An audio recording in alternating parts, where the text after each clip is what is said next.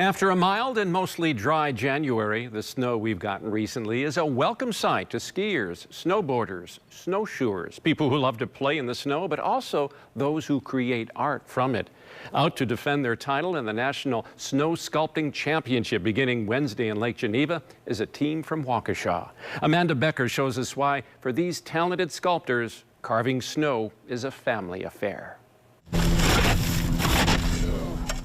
Bob Lechtenberg has a fitting nickname.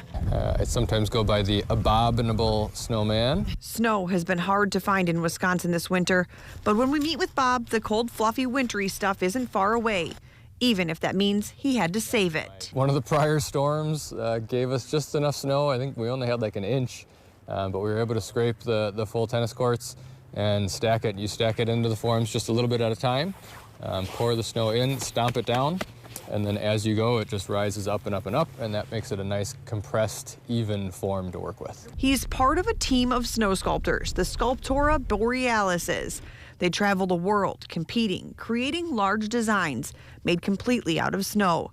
Last week, the World Championship took them to a much snowier place right now, Stillwater, Minnesota. The thought process for what that piece would be started over a year ago. As soon as the current year's competitions are done, we will put together new ideas, and we have a ranking process on a spreadsheet for the various ideas, and we usually try to tie it to some broader message so that we can have something for the viewers to kind of think about as they're viewing the piece. Some of those messages: global warming and loss for habitat for polar bears. That's shown with a polar bear and her cubs sitting on top of a melting popsicle, a sculpture that won them the 2022 state championship title.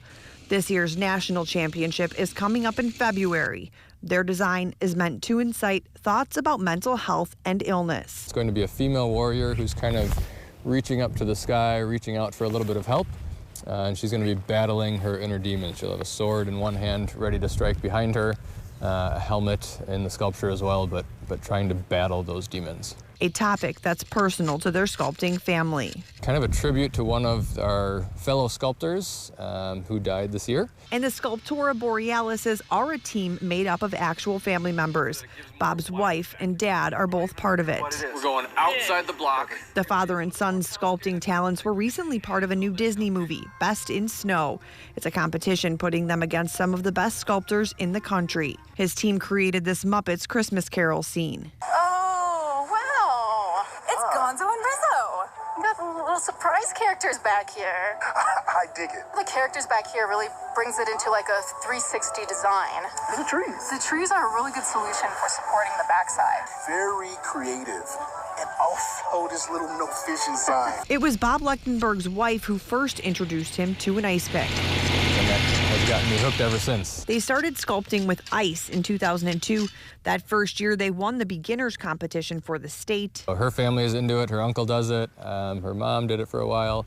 I pulled my dad into it. He's our third teammate now on the snow sculpture team. Before sculpting, Bob wasn't an artist by trade or hobby, but you could say it was in his genes. I like to dabble in it. I'm a bit slow when it comes to art, so I haven't really done all that much. My dad is a very good artist. His mother was a really good artist and painter back when she was around. His role on the team is project manager. So this is a scale model that we go off of. We do this for any of our competition pieces, and then I'll plan out who is going to be doing what, where do we start, how do we attack the block so that we can be as efficient as possible and get as much done in the time that we have as possible. While his teammates focus on the fine details and the shapework of the designs.